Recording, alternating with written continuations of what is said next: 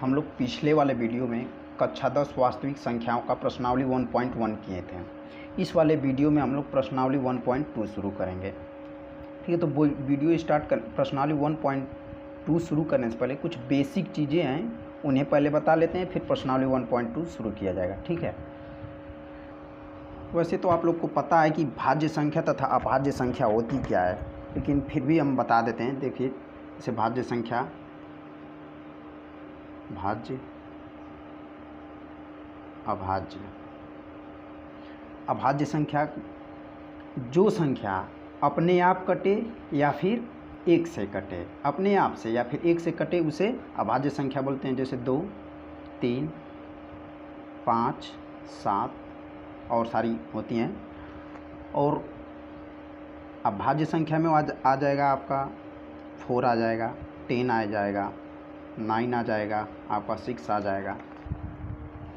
तो जो संख्या या तो अपने से कटे या तो एक से कटे, जैसे 2 को हम क्या लिख सकते हैं, 2 गुणते 1। 5 को क्या लिख सकते हैं, 5 गुणते 1। आया, और भाज्य संख्या को इसे हम कैसे लिख सकते हैं, 2 गुणते 1। तो इसका मतलब ये भी हो रहा है कि जब किसी संख्या का 2 से अधिक अभाज्य गुणनखंड आ जाए तो उसे हम लोग भाज्य संख्या बोलेंगे। लिख देते हैं, जब किसी संख्या को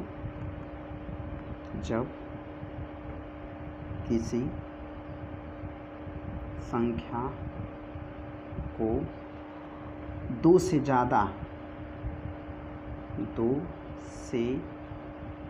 ज़्यादा अभाज्य गुणनखंड के रूप में लिख सकते हैं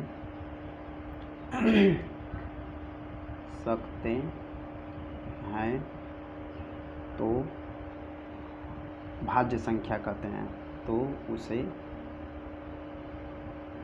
भाज्य संख्या कहते हैं। और यहाँ पर देखिए, ये जो है सिर्फ 2 गुणनखंड, अभाज्य गुणनखंड के रूप में लिखी जा रही है, 1 और 2। तो ये क्या हो गई, अभाज्य। और ये वाली जो संख्या है 4, इसे 2 से अधिक अभाज्य गुणनखंड के रूप में लिख रहे हैं। जैसे 1, 2, 3, तो 2 से अधिक है। वैसे ही 9 को क्या लिख सकते हैं, 3 गुणते 1, तो ये भी भाज्य संख्या हो गई। 6 को क्या लिख सकते हैं, 3 गुणते 1, ये भी भाज्य संख्या हो गई। ठीक है, अब अगला टॉपिक हम लोग समझेंगे कि अभाज्य गुणनखंड कहते किसे हैं। जैसे कि कोई संख्या ले लीजिए 110, तो इसे हम अभाज्य गुणनखंड के रूप में कैसे लिखेंगे, पहले 2 से कटाएंगे इसे, 2 5 10, 2 5 10। फिर अब देखेंगे कि यहाँ पर जो है 2 से भाग नहीं जाएगा, 3 से चेक करेंगे, 3 से भी नहीं जाएगा, तो 5 से, 5 एकम 5, 5 एकम 5। सबसे पहले छोटी से छोटी संख्या से कटाते हैं, फिर उससे बड़ी, फिर उससे बड़ी, फिर 11 से चला जाएगा। तो जो 110 को हमने 2 गुणते 5 गुणते 11 के रूप में लिख रहे हैं, इसी को हम लोग अभाज्य गुणनखंड बोलते हैं। जैसे उसी प्रकार से ले लेते हैं, जैसे कि 100 को ले लेते हैं, 100 से कटा दे 2 से, 2 5 10, 50 आ जाएगा। फिर 2 दूने के 4 और 2 5 10। फिर अब 3 से नहीं कटेगा, 4 से भी नहीं कटेगा, 5 से चेक करते हैं, 5 5 25, 5 से चला जाएगा, 5 एकम 5। तो 100 को अभाज्य गुणनखंड के रूप में कैसे लिखेंगे, अभाज्य गुणनखंड रूप कैसे लिखेंगे, 100 को 2 गुणते 5 गुणते 5, 1 2 छूट गया है, सॉरी, 2 गुणते 5 गुणते 5, 100 को ऐसे लिख सकते हैं। इसी को हम लोग अभाज्य गुणनखंड बोलते हैं। ठीक है, अब हम लोग समझेंगे विभाजिता का नियम। जैसे कि कौन सी संख्या 2 से विभाज्य होगी, कौन संख्या 3 से विभाज्य होगी, कौन सी संख्या 4 से विभाज्य होगी। तो 2 से विभाजिता का नियम पहले पढ़ेंगे। 2 से विभाज्यता का नियम। वैसी संख्याएं जिसके इकाई के स्थान पर इकाई के स्थान पर 0 आ जाए या फिर 2 आ जाए या फिर 4 आ जाए या फिर 6 आ जाए या फिर 8, 0 और सारी सम संख्याएं आ जाएंगी इकाई के स्थान पर, तो वो संख्या पूरी की पूरी 2 से विभाज्य होगी। वैसी संख्या जिसके इकाई के स्थान पर 0 या फिर सम संख्या आ जाए तो वो संख्या पूरी की पूरी 2 से विभाज्य होगी। जैसे एग्जाम्पल ले लेते हैं तो 16 हो जाएगा, 10 हो जाएगा, और 23 को लेंगे, 23 को तो देखिए इसके इकाई के स्थान पर 3 है तो ये विभाज्य नहीं है। इसके इकाई के स्थान पर 6 है तो ये 2 से विभाज्य है।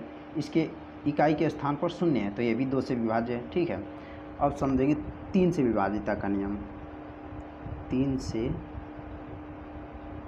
विभाज्यता का नियम ये क्या होता है?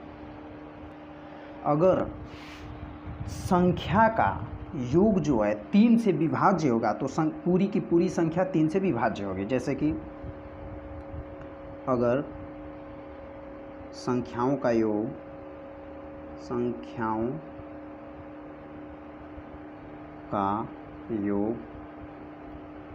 3 से विभाज्य होगा तो संख्या पूरी संख्या 3 से विभाज्य होगी। जैसे कि हम ले लेते हैं एग्जाम्पल में 111, इसका योग जो है 1 2 3, इसका योगफल कितना आ रहा है 3, तो ये संख्या 3 से विभाज्य होगी। ठीक है, अब आते हैं 4 से विभाज्यता का नियम। 4 से विभाज्यता का नियम समझते हैं। से विभाज्यता का नियम, अगर अंतिम 2 अंक 4 से विभाजित है तो पूरी संख्या 4 से विभाजित होगी। लिख लेंगे अंतिम 2 अंक 4 से विभाजित होने पर संख्या पूरी संख्या 4 से विभाजित होगी। 4 से विभाज्यता का नियम क्या है? अगर अंतिम 2 अंक 4 से विभाजित होने पर पूरी संख्या 4 से विभाजित होगी। जैसे कि हम ले लेते हैं कोई भी संख्या 1 2 4 7 0 0 2 4, ये क्या है 4 से विभाजित है तो पूरी संख्या 4 से विभाजित होगी। उसी प्रकार से ले लेते हैं 1 0 0 7 3 2 5 फिर 20 अंत में, तो ये भी 4 से विभाजित है अंतिम 2 अंक, तो पूरी की पूरी संख्या 4 से विभाजित होगी।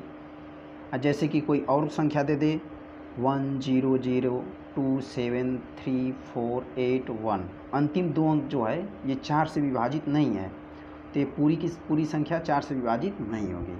अब समझते हैं 5 से विभाज्यता का नियम। 5 से विभाज्यता का नियम ये क्या होता है? वैसी संख्या जिसके इकाई के स्थान पर 0 या 5 होगा वो संख्या 5 से विभाजित होगी। लिख देते हैं वैसी संख्याएं जिसके इकाई के स्थान पर 0 या 5 होगा वो पूरी संख्या 5 से विभाज्य होगी। होगी। 5 से विभाज्यता का नियम हो गया। अब जो है कि अब जो से 7 और 9 के आएंगे, तो अगर क्वेश्चन में आएंगे तो उसी समय हम बताते चलेंगे, ठीक है। अब अगला टॉपिक समझते हैं। ये अगर कोई दो संख्या a तथा b दे रखा है और इसका HCF जो है दे रखा है, तो इस संख्या का, इन दोनों संख्याओं का एलसीएम कैसे ज्ञात करें। एक फार्मूला आता है कि पहली संख्या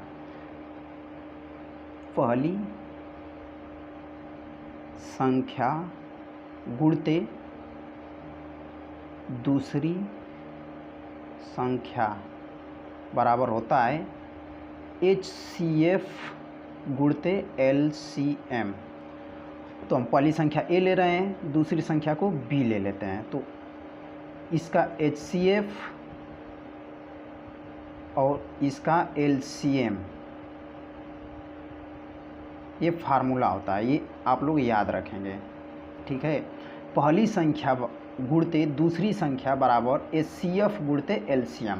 अगर हमें HCF ज्ञात करना है तो HCF इक्वल टू क्या हो जाएगा, पहली संख्या गुणते दूसरी संख्या बटा में, ये इधर गुणा है तो इस साइड करेंगे, पक्षांतर करेंगे तो भाग हो जाएगा, LCM। सिंपल सा है, इसे लिख लेते हैं। AB का निकालना है तो A गुणते B बटे में LCM AB, बस।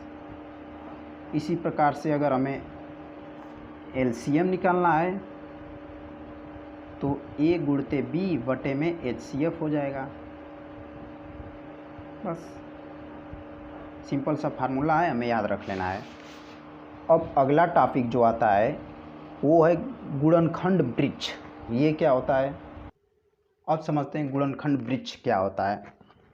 जैसे कि कोई संख्या है, जैसे ले लेते हैं 32,760, इसे हम इस प्रकार से घेर लेते हैं, ठीक है। और इसमें 2 से भाग देते हैं, तो भाग देने वालों को यहाँ पर लिखेंगे और जो आएगा इसके ठीक सामने लिखेंगे यहाँ पर, ठीक है। 2 से भाग देने पर क्या आएगा,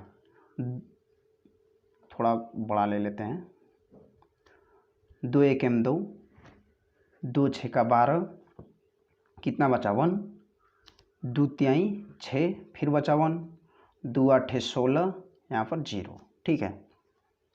और इसको इससे मिला लेते हैं, ठीक है। फिर क्या करेंगे, यहाँ से देख रहे हैं कि भाग 2 से चला जाएगा, तो इस तरह फिर यहाँ पर इसका जो दिया गया भाग है उसे बना लेते हैं, ठीक है। पहले हम बना लेते हैं फिर आपको बताते हैं। हमने बना लिया है।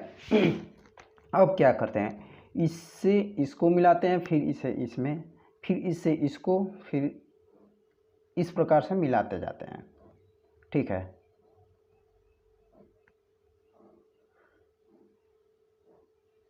मिला लिए। अब फिर भाग देकर देखें कि 2 से अभी विभाग जा रहा है, तो 2 से 2 आठे 16, 2 एकम 2, 2 नवा 18, 0। फिर 2 से चेक करेंगे, 0 है अंत में तो भाग जाएगा अभी, कितना आएगा 2 चौका 8, यहाँ पर 1 में भाग जाएगा नहीं तो 0 लिख लेंगे, 2 नवा 18, 2 पाँचे 10। अब देखते हैं अंत में क्या आ गया, 5 आ गया, तो या तो ये 3 से विभाज्य होगा या तो 5 से विभाज्य होगा। 3 से चेक कर लेते हैं कैसे, इन तीनों को जोड़ते हैं, 14, 14 आचार 17, 9 5 14 आचार 18, 18 आ गया जो 3 से विभाज्य है, तो पूरी संख्या 3 से विभाज्य होगी, तो 3 से विभाजित करते हैं, तो 3 एकम 3, यहाँ पर 1 बचा, 3 त्रिके 9, फिर 1 बचा, 3 नवा 18, 3 पाँचे 15, ठीक है। फिर 3 से भाग देख रहे हैं कि चला जाएगा, 3 चौका 12, 3 छक 18, 3 पाँचे 15, 3 पाँचे 15, यहाँ पर फिर बचा 3 पाँचे 15। अब फिर भाग देकर देखते हैं, 5 से जा रहा है, पहले योगफल कर लेंगे, 5 5 10 4, 14, भाग नहीं जाएगा। अंत में क्या है 5 है तो भाग 5 से चला जाएगा। 5 से देते हैं, 5 9 45, 5 एकम 5। अब जो ये 5 से नहीं जाएगा, अब 7 से चेक करते हैं। 7 एकम 7, 7 त्रिके 21, बस आ गया। अब हम यहाँ पर ये देखते हैं कि जो नीचे वाली संख्या है, अगर इन दोनों का आपस में मल्टीप्लाई कर दिया जाएगा तो ऊपर वाली संख्या प्राप्त हो जाएगी। जैसे देखते हैं 13 गुणते 7 इक्वल टू 91 प्राप्त हो गई। उसी प्रकार से इन नीचे वाली संख्या को 5 और 91 को गुणा करेंगे तो 455 प्राप्त होगा। देख लेते हैं 91 गुणते 5 तो 5 एकम 5, 5 9 45, 455। उसी प्रकार से वृक्ष बढ़ता जाता है। इसमें इसका गुणा करेंगे तो ये प्राप्त होगा, इसमें इसका गुणा करेंगे तो ये, इसमें इसका गुणा करेंगे तो ये, इसी तरह प्राप्त होता जाएगा। अब अगला टॉपिक समझते हैं। जो जो चीज़ें यूज होगी वो सब चीज़ें हमने बता दिया। अब आते हैं प्रश्नावली 1.2 पर। प्रश्नावली 1.2 में पहला सवाल क्या कह रहा है कि निम्नलिखित संख्याओं का, एक बार दिखा देते हैं आप लोग को। निम्नलिखित संख्याओं का अभाज्य गुणनखंडों के गुणनफल के रूप में व्यक्त कीजिए। हमने अभी बताया है। चलिए पहला करते हैं। पहला वाला क्या है, पहला क्वेश्चन का पहला पार्ट 140, दूसरा पार्ट 156, तीसरा पार्ट 38 25, और 2 पार्ट हम छोड़ दे रहे हैं, आप अपने से कीजिएगा, ठीक है। तो 140 का अभाज्य गुणनखंड करेंगे, 2 7 14 0, 2 3 6, 2 5 10। अब देखते हैं कि ये 3 से भी नहीं कटेगा। 5 से चेक करते हैं, 5 7 35, 7 एकम 7। तो अभाज्य गुणनखंड कैसे लिखेंगे, अभाज्य गुणनखंड 140 बराबर 2 गुणते 2 गुणते 5 गुणते 7। इसे ही हम लिख सकते हैं 140 बराबर 2 का स्क्वायर गुणते 5 गुणते 7। सर हो गया अभाज्य गुणनखंड। उसी प्रकार से इसका कर लेते हैं 156 का, 2 से 2 7 14, 2 8 16, 2 3 6, 2 9 18, 3 से 3 एकम 3, 3 त्रिके 9, फिर ये 13 कटेगा नहीं तो 13 एकम 13। तो अभाज्य गुणनखंड क्या हो जाएगा, 156 बराबर 2 गुणते 2 गुणते 3 गुणते 13, इसी को लिख से 2 का स्क्वायर गुणते 3 गुणते 13। उसी प्रकार से उसका कर लेते हैं तीसरे पार्ट का। तीसरा पार्ट क्या है, 38 25। सबसे पहले हम चेक करेंगे, 2 से कटेगा नहीं क्योंकि अंत में 5 है। 3 से चेक कर लेते हैं, 5 2 7, 7 3 10, 10 8 18। 3 से भाग चला जाएगा। 3 एकम 3, 3 दूनी के 6, कितना बचा 2, 3 7 21, 3 5 15, फिर 3 से भाग ले जाते हैं, 3 चौका 12, फिर 3 दूनी के 6, 3 5 15। अब चेक करते हैं 3 से कटेगा कि नहीं। 3 5 2 7, 7 4 11, नहीं कटेगा। 5 से चेक करते हैं, अंत में 5 है तो 5 से चला जाएगा। 5 से 5 8 40, 2 बचा, 5 5 25। फिर चेक करते हैं 5 से, 5 एकम 5, आप 5 एकम 5, 5 7 35। अब कितना आ जाएगा 17। तो अभाज्य गुणनखंड क्या हो जाएगा 38 25 का 3 गुणते 3 गुणते 5 गुणते 5 गुणते 70, 3 का स्क्वायर 5 का स्क्वायर 7 का 70। बस आंसर हो गया, ठीक है। इसी प्रकार से 2 और बच रहे हैं, उसे आप खुद से कीजिएगा। आते हैं क्वेश्चन नंबर 2 पर। क्वेश्चन नंबर 2 का क्या करा है, पूर्णांकों के निम्नलिखित युग्मों के HCF और LCM ज्ञात कीजिए तथा इसकी जांच कीजिए कि दो संख्याओं का गुणनफल HCF गुणित LCM है।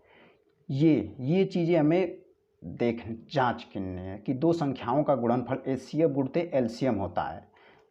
पहला लगाते हैं, फर्स्ट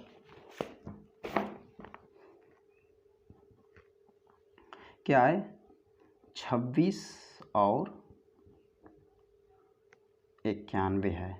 इसका हमें HCF ज्ञात करना है, तो पहले इनका अभाज्य गुणनखंड करेंगे। यहाँ पर 26 लिख लेते हैं, यहाँ पर 91। 26 का पहले करते हैं, 2 से कटाएंगे, 2 एकम 2, 2 3 6। यहाँ पर 13 कटेगा नहीं तो 13 लिख लेंगे। उसी प्रकार से इसे 2 से कटेगा नहीं, 3 से चेक कर लेते हैं, 3 से भी नहीं कटेगा, ये कटेगा सीधे 7 से। 7 से कटाते हैं तो 7 एकम 7, 7 त्रिक 21, फिर यहाँ पर 13 एकम 13। तो अभाज्य गुणनखंड कैसे लिखेंगे, 26 बराबर मिस्टेक हुआ 13 गुणते 2, और उसी प्रकार से 91 बराबर 13 गुणते 7। यहाँ पर गुणते 1 लगा सकते हैं, कोई फ़र्क नहीं पड़ेगा।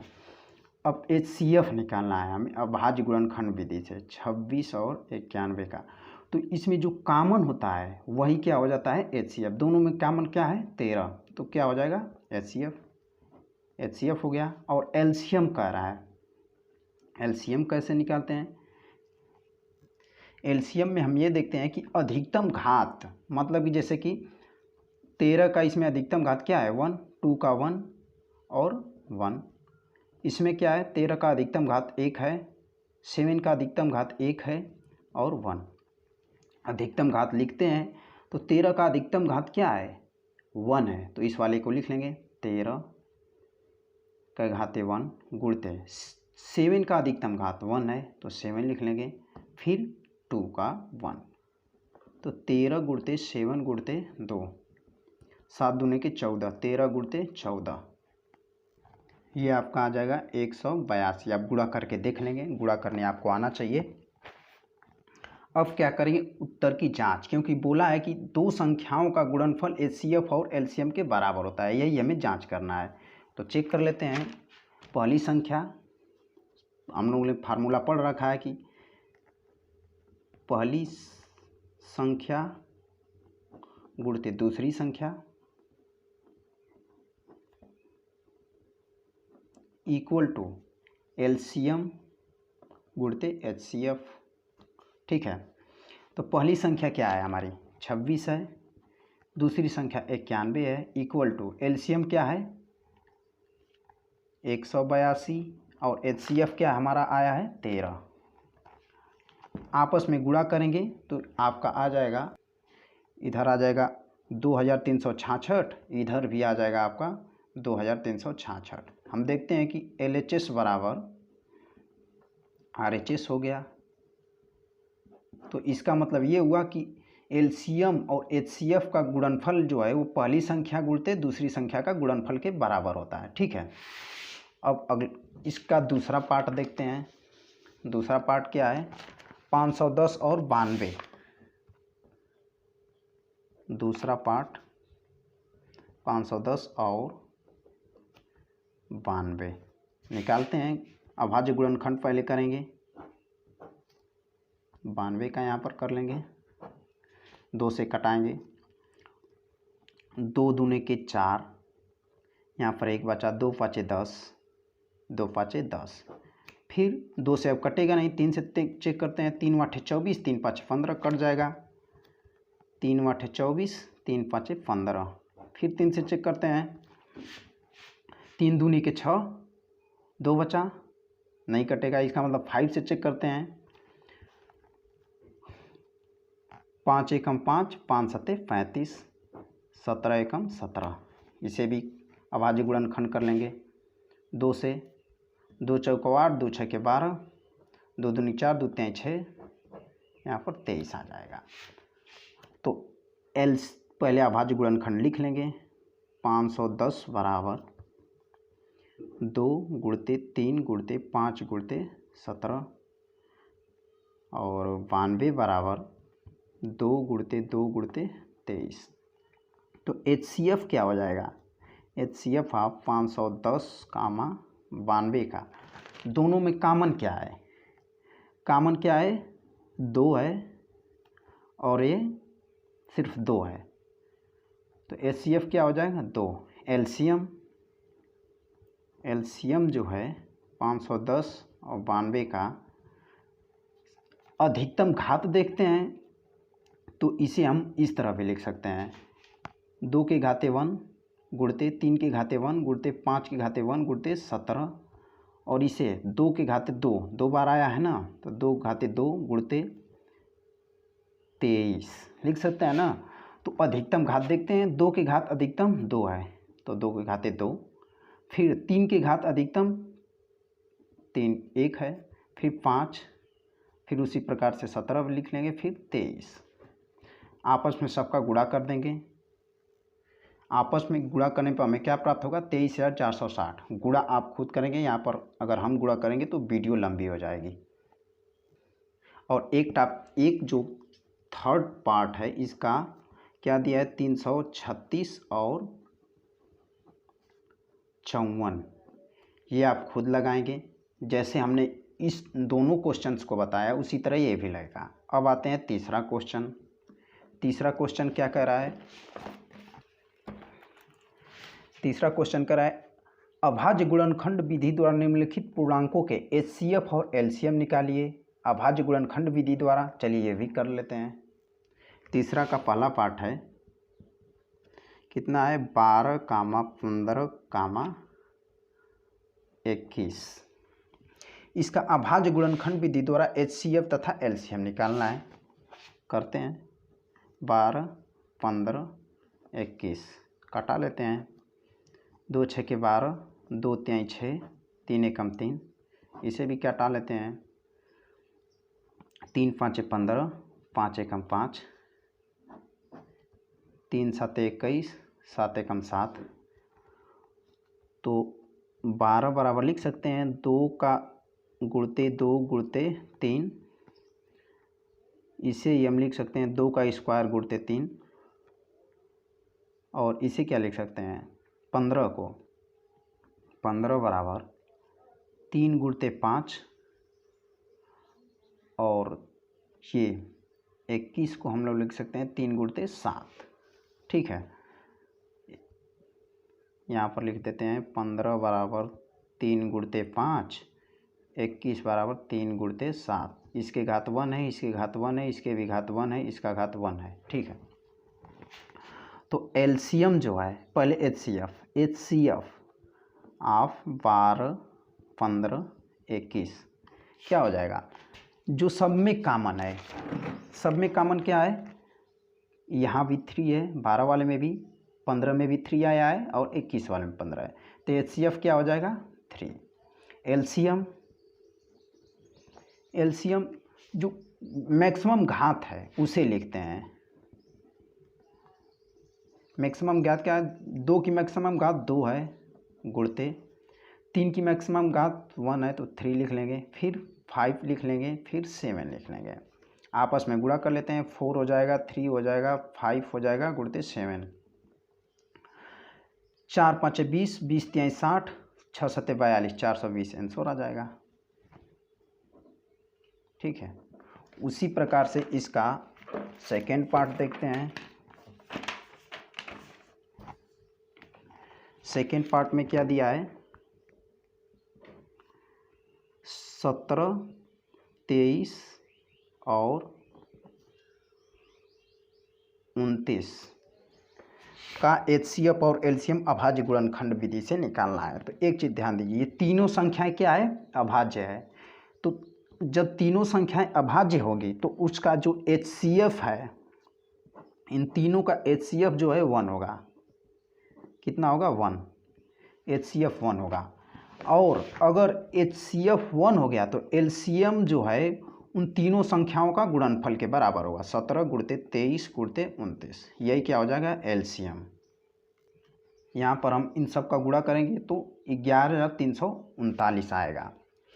ध्यान ये देना है कि अगर HCF 1 होगा तो LCM जो तीनों संख्याओं का गुणनफल के बराबर होगा, और यहाँ पर हम देख रहे हैं कि तीनों संख्याएं अभाज्य है तो उसका HCF 1 होता है। ठीक है, अब अगला क्वेश्चन देखते हैं। इसका थर्ड पार्ट क्या है? थर्ड पार्ट है 8, 9 और 25। 8 का अभाज्य गुणनखंड करेंगे 9 का और 25 का। 2 चौका 8, 2 दूने के 4, 2 एकम 2, 3 त्रिके 9, 3 एकम 3, 5 पाँचे 25, 5 एकम 5। लिख लेते हैं 8 बराबर 2 गुणते 2 गुणते 2 गुणते 1 लिख सकते हैं, या फिर 2 के घात 3 गुणते 1। ठीक है, और उसी प्रकार से 9 को हम क्या लिख सकते हैं? 3 गुणते 3 गुणते 1, या फिर 3 के घाते 2 गुणते 1। और 25 को लिख सकते हैं 5 गुणते 5 गुणते 1 बराबर 5 के घाते 2 गुणते 1। ठीक है, तो LCM क्या हो जाएगा? HCF पहले देख लेते हैं। HCF क्या हो जाएगा हमारा? 8, 9, 25। जो सब में कॉमन है, जो सब में कॉमन क्या है हमारा? 1। तो HCF क्या हो जाएगा? 1। और हम बताएं हैं कि HCF अगर 1 आ गया तो LCM क्या होगा? तीनों संख्याओं का गुणनफल। मतलब कि 8 गुणते 9 गुणते 25, 8 9 72 गुणते 25, यह आपका गुणा करने पर 1800 प्राप्त होगा। कितना सिंपल सा क्वेश्चन है। नहीं समझ में आ रहा है तो LCF निकाल लो। LCM निकालते हैं, देखते हैं उस तरह कितना आता है। LCM 2 का अधिकतम घात, मतलब 2 के घाते 3 गुणते 3 का अधिकतम घात 3 का स्क्वायर, और 5 का अधिकतम घात 5 का स्क्वायर। इसे सॉल्व करेंगे, ये कितना आएगा? 8 गुणते 9 गुणते 25, वही आ गया ना। इसे गुणा करने आएगा हमारा 1800, यही आंसर हो जाएगा। ठीक है, अब अगला क्वेश्चन देखते हैं। क्वेश्चन नंबर 4 क्या है? यदि HCF 306 657 का 9 है तो LCM इसका ज्ञात कीजिए। तो क्या क्या दे दिया है? सॉल्यूशन दिया है, लिखेंगे दिया है। पहली संख्या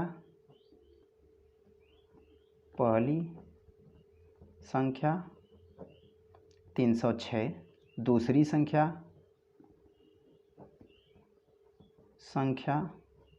आपका 657 दिया है, और जो है कि HCF दे रखा है। HCF 9 दिया है, तो LCM हमें ज्ञात करना है। ठीक है, तो हम सवाल फार्मूला क्या पढ़े हैं, लिखेंगे हम जानते हैं कि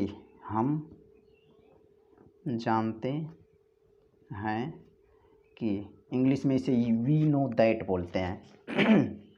हम जानते हैं कि प्रथम संख्या गुणते द्वितीय संख्या बराबर LCM गुणते HCF। ठीक है, अब हम क्या करते हैं, रख देते हैं। प्रथम संख्या क्या है? 306 गुणते द्वितीय संख्या 657 इक्वल टू, हमें ये ज्ञात करना है LCM को रहने देते हैं इधर। और HCF का मान कितना दिया है? 9। तो LCM बराबर, पक्षांतर कर लेते हैं, LCM गुणते 9 इक्वल टू 306 गुणते 657। तो LCM बराबर कितना हो जाएगा? 306 गुणते 657। आइए इधर गुणा के रूप में है तो पक्षांतर होगा तो भाग हो जाएगा 9। अब क्या करते हैं, 9 से भाग दे लेते हैं। 9 से कटाते हैं, 9 3 27, 9 चौका 36। तो LCM बराबर हो जाएगा आपका 34 गुणते 657। इसका गुणा करने पर हमें क्या प्राप्त होगा, 22338। आप लोग गुणा खुद से करिएगा क्योंकि वीडियो लंबी हो जाएगी अगर हम गुणा करेंगे तो। अगर गुणा भाग आपको नहीं आते हैं तो आप कमेंट में बता दीजिएगा, उसे भी हम बता देंगे, ठीक है। 5वां क्वेश्चन क्या कह रहा है, यदि HCF 225, 60 का 225 गुणते 5 माइनस 10x है तो x का मान निकालिए। सबसे पहले हम लोग इसका अभाज्य, दोनों का अभाज्य गुणनखंड करेंगे। 225 60, 225 ये कितने से कटेगा, 3 से, आ जाएगा 75। फिर 3 से कटाएंगे तो 3 दूना 6, 3 5 15। फिर अब कितने से कटेगा, 5 से, 5 5 25, 5 एकम 5। और उसी प्रकार इसे भी अभाज्य गुणनखंड करते हैं। 2 से कटेगा 30 आएगा, 2 से कटेगा 15 आ जाएगा। फिर 3 5 15, 5 एकम 5। तो इसे कैसे लिख सकते हैं अभाज्य गुणनखंड के रूप में, 3 गुणते 3 गुणते 5 गुणते 5, और 60 को 2 गुणते 2 गुणते 3 गुणते 5। अब दोनों में कॉमन देखते हैं, 5 कॉमन है और 3 कॉमन है, तो HCF कितना हो जाएगा, HCF ऑफ 225, 60 का हो जाएगा 3 गुणते 5 बराबर 15। और क्वेश्चन में दे रखा है कि इसका HCF जो है 225 गुणते 5 माइनस 10x होगा। तो हम क्या करेंगे, इसके स्थान पर रख देंगे।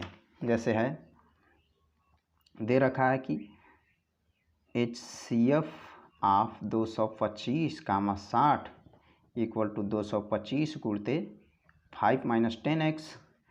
तो इतने का तो मान हमें कितना पता हो गया कि 15 है, तो 15 बराबर 225 गुणते 5 माइनस 10x, 75 कर लेते हैं।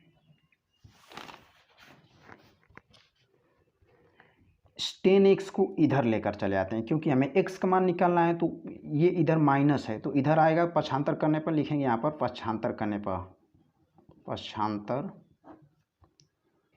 करने पर 75 कर लेंगे तो इधर हो जाएगा 10x बराबर 225 गुणते 5 माइनस 15। इसका गुणा करके घटा लेते हैं। 5 5 25, 25 को 5 हाथ में लगा 2, 5 दूना के 10, 2 12, 5 दूना के 10, 10 1 11, 1125 माइनस 15, इसमें से 15 घटा देते हैं, कितना आएगा 0 1 1 1 बराबर 10x। तो x इक्वल टू, इधर गुणा के रूप में है तो इधर जाएगा तो भाग हो जाएगा, 1 1 1 0 बटे में 10, 0 0 कैंसल, तो x इक्वल टू 111। यही हो जाएगा आपका आंसर, ठीक है।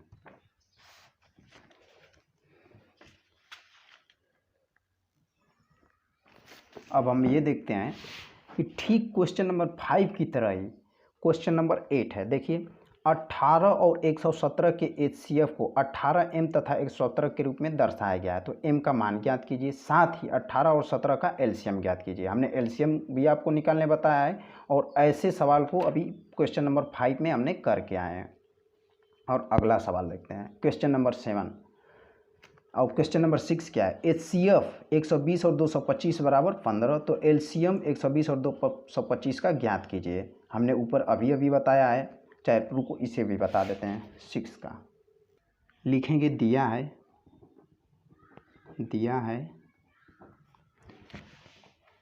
पहली संख्या क्या दिया है, प्रथम संख्या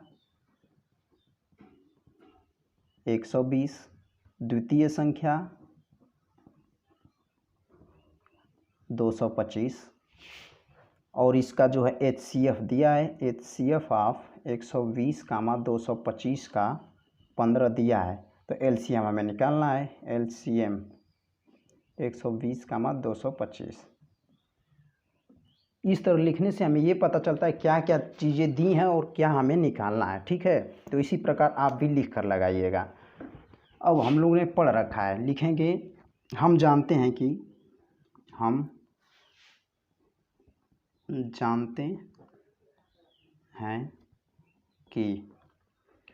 प्रथम संख्या गुणित द्वितीय संख्या बराबर LCM गुणते HCF। ठीक है, तो हमें ज्ञात क्या करना है, LCM। तो LCM को एक तरफ कर लेते हैं। LCM इक्वल टू प्रथम संख्या गुणते द्वितीय संख्या बटे में HCF। इधर गुणा के रूप में है तो इधर आएगा तो भाग, HCF। ठीक है, तो अब भर देते हैं। प्रथम संख्या हमारी क्या है 120 गुणते द्वितीय संख्या क्या है 225 बटे में HCF कितना है हमारा 15। भाग दे लेते हैं, 15 एकम 15, इसमें 15 एकम 15, 15 पचे 75। तो 120 गुणते 15 गुणा कर लेते हैं। इन दोनों को आपस में गुणा करने पर हमारा क्या प्राप्त होगा 1800।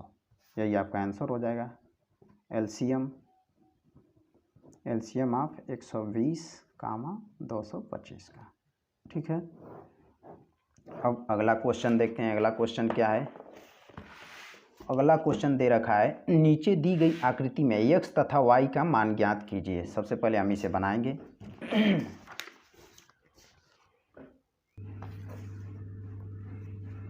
और क्वेश्चन नंबर 7 की तरह है क्वेश्चन नंबर 12, नीचे दी गई आकृति में x तथा y का मान ज्ञात कीजिए। यह आकृति दिया है। उसी तरह क्वेश्चन नंबर 14 हम लोग एक ही साथ तीनों क्वेश्चन को करेंगे। नीचे दी गई आकृति में x y z का मान ज्ञात कीजिए। ठीक है, तो हमने तीनों क्वेश्चन बना लिए हैं, एक ही साथ लगाएंगे हम। क्या वृक्ष गुणनखंड में क्या होता है कि इन दोनों का अगर गुणा कर दिया जाए आपस में तो ये वाली संख्या हमें प्राप्त हो जाएगी, और इन दोनों का आपस में गुणा किया जाएगा तो ये वाली संख्या प्राप्त होगी। तो कैसे लिखेंगे, 7 गुणते 3 इक्वल टू x। तो x इक्वल टू 7 त्रिके 21। x का मान कितना प्राप्त होगा हमें 21। उसी प्रकार से इन दोनों संख्याओं का गुणनफल कर दिया जाएगा तो y का मान प्राप्त हो जाएगा, अर्थात 4 into X equal to Y. 4 into X का मान हमारा 21 आया है, तो y इक्वल टू 4 एकम 4, 4 दूनी के 8, 84। तो इस प्रकार हमारा x का मान आ गया 21 और y का मान 84। ये आपका आंसर हो जाएगा। उसी प्रकार से ये वाली, इन दोनों का आपस में गुणा कर दिया जाए तो ये वाली संख्या प्राप्त होगी। लिख सकते हैं y इक्वल टू 5 इंटू 13, तो कितना हो जाएगा 13 पाँचे 65। ठीक है, उसी प्रकार से अगर इन दोनों का आपस में गुणा किया जाए तो ये वाली संख्या प्राप्त होगी, अर्थात अब तो हमें x का मान ज्ञात करना है ना, तो इन दोनों का आपस में गुणा करेंगे तो x का मान प्राप्त होगा। तो x इक्वल टू क्या लिख सकते हैं 3 गुणते 195। तो x इक्वल टू 5 3 15 और 9 3 27, 27 1 28 और 3 एकम 3, 3 2 5, 585। तो x का मान हमारा 585 प्राप्त हो जाएगा और y का मान 65। यही आंसर हो गया आपका। उसी प्रकार से ये वाली, इस वाले सवाल को आप खुद से ट्राई कीजिएगा। नहीं समझ में आएगा तो कमेंट में पूछ सकते हैं, हम अगले वाले वीडियो में इसको भी लगा देंगे। आप खुद से ट्राई कीजिए, एकदम बिल्कुल आसान सवाल है, आपसे लग भी जाएगा ये। या तो लगा ही देते हैं, चलो लगा देते हैं। सॉल्यूशन, इन दोनों का आपस में गुणा कर दिया जाए तो ये वाली संख्या प्राप्त होगी। 7 इंटू जेड इक्वल टू 161, तो z इक्वल टू 161 बटे में 7 से भाग देंगे। 7 दूना के 14, 2 बच गया, 7 त्रिके 21। z का मान कितना आ गया 23। उसी प्रकार से इन दोनों का आपस में गुणा करेंगे तो ये वाली संख्या प्राप्त होगी, अर्थात y बराबर 161 गुणते 7। तो y इक्वल टू 7, 6 सत्ते 42 को 2, हासिल लगा 4, 7 एकम 7, 7 4 11। ये y का मान हो गया। x का मान कैसे निकालेंगे, इन दोनों का आपस में गुणा कर देंगे। 2 गुणते 3 3 8 1, तो x इक्वल टू 2, 8 दूना के 16, 3 दूना के 6 7, 3 दूना के 6। ये हो गया। एक्स का मान 6762, वाई का मान 1127 और जेड का मान 23। बस आंसर हो गए। ठीक है, अब अगला क्वेश्चन देखते हैं। अब अगला क्वेश्चन क्या कर रहा है, जांच कीजिए कि क्या प्राकृत संख्या n के लिए 6 के पावर n अंक 0 पर समाप्त हो सकती है।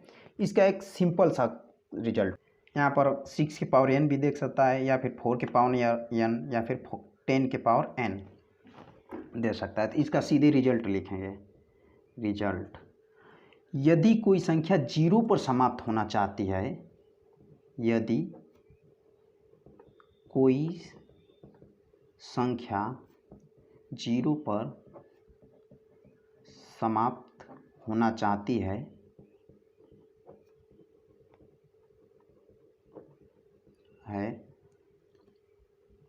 तो उसके अभाज्य गुणनखंड में, तो उसके अभाज्य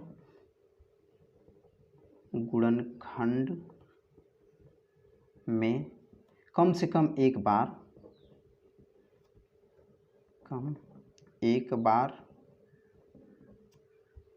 2×5 आना चाहिए। ये क्यों आना चाहिए भाई 2×5? अगर किसी संख्या के अंत में 0 होगा तो या तो वो 2 से विभाज्य होगी या तो वो 5 से विभाज्य होगी। वही कह रहा है कि यदि कोई संख्या 0 पर समाप्त होना चाहती है तो उसके अभाज्य गुणनखंड में कम से कम एक बार 2×5 आना चाहिए। तो हम 6 का अभाज्य गुणनखंड कर लेते हैं। 6 का अभाज्य गुणनखंड करते हैं, 2 तिहाई 6, 3 एकम 3। तो 6 का अभाज्य गुणनखंड क्या आ जाएगा, 2×3×1। 2 तो आ गया लेकिन 5 नहीं आया, तो हम लिखेंगे कि 6 का अभाज्य गुणनखंड करने पर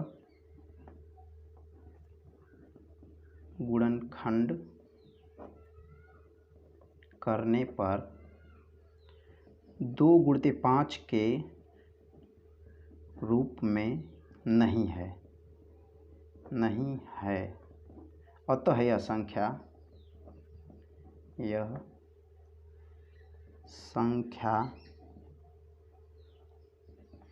0 पर समाप्त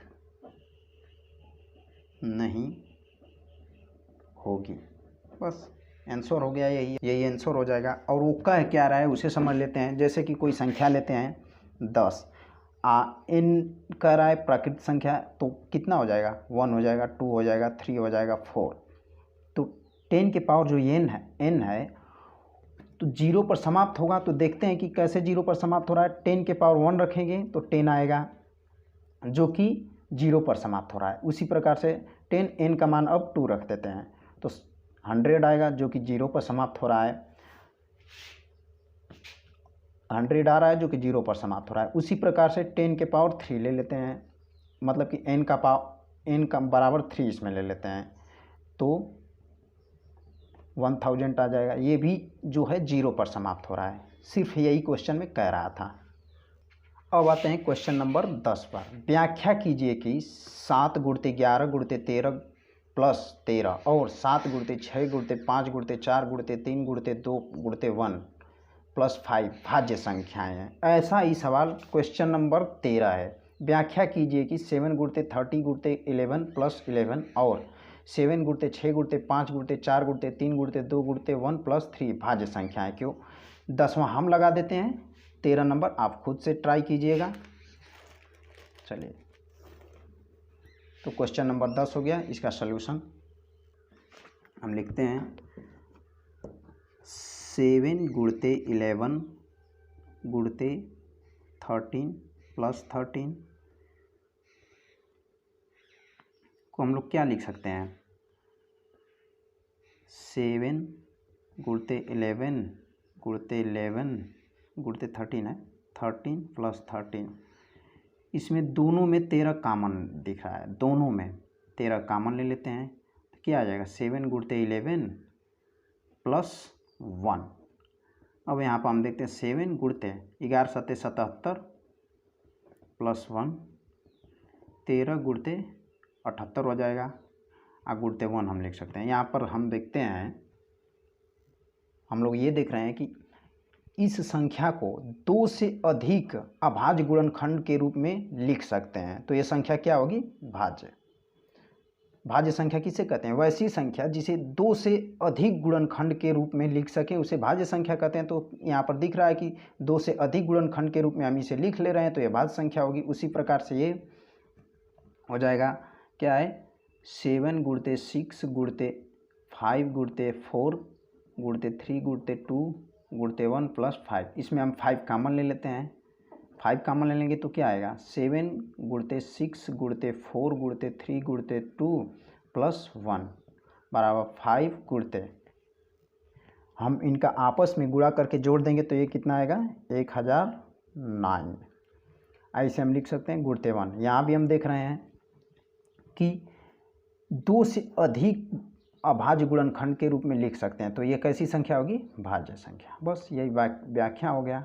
उसी प्रकार से क्वेश्चन नंबर 13 है, आप खुद लगाइएगा। क्वेश्चन नंबर 11 देखते हैं क्या कह रहा है। क्वेश्चन नंबर 11 कह रहा है, किसी खेल के मैदान के चारों ओर एक वृत्ताकार पथ है। इस मैदान का एक चक्कर लगाने में सोनिया को 18 मिनट लगते हैं, जबकि इसी मैदान का एक चक्कर लगाने में रवि को 12 मिनट लगते हैं। मान लीजिए कि वे दोनों एक ही स्थान और एक ही समय पर चलना प्रारंभ करके एक दिशा में चलते हैं, तो कितने समय बाद वो पुनः प्रारंभिक स्थान पर मिलेंगे। हमें इसमें क्या निकालना है? एलसीएम दोनों संख्याओं का। जैसे कोई मैदान है, यहाँ पर एक लड़की सोनिया है जो कि 18 मिनट में चलती है एक चक्कर, और रवि जो है कि 12 मिनट में एक चक्कर चलता है। तो जब दोनों एक चक्कर एक ही साथ एक ही स्थान से लगाएंगे तो जाने में कितना समय लगेगा, वही मतलब कि दोनों के बीच का समय पूछ रहा है, तो हमें एलसीएम निकालना पड़ेगा। ठीक है, तो एलसीएम निकाल लेते हैं 18 का और 12 का। 2 × 9 = 18, 2 अब 3 से कटेगा, तितली का 9, 3 एकम 3। उसी प्रकार से इसे भी 2 × 6 = 12, 2 × 3 = 6, 3 एकम 3। 18 को क्या लिख सकते हैं? 2 × 13 3 × 3, और इसी को पावर के रूप में 2 का घाते 1 × 3 का घाते 2, और 12 को लिख सकते हैं 2 × 2 × 3, या फिर पावर के रूप में इसी क्या लिख सकते हैं? 12 को 2 का पावर 2 × 3। तो सबसे अधिकतम पावर लेते हैं एलसीएम में। एलसीएम ऑफ 18, 12 का सबसे अधिकतम पावर, 2 का अधिकतम पावर कितना है दोनों में देखते हैं तो 2 × 3 का अधिकतम पावर दोनों में देखते हैं तो 2, तो ये हो जाएगा 4, ये हो जाएगा 9, 4 × 9 = 36। यही आपका आंसर हो गया। ठीक है, अगर आपको वीडियो पसंद आ रही है तो वीडियो को लाइक करें तथा अपने दोस्तों के साथ शेयर करें, और हमारे चैनल को और सारे चैप्टर्स के वीडियो लेने के लिए सब्सक्राइब कर लें।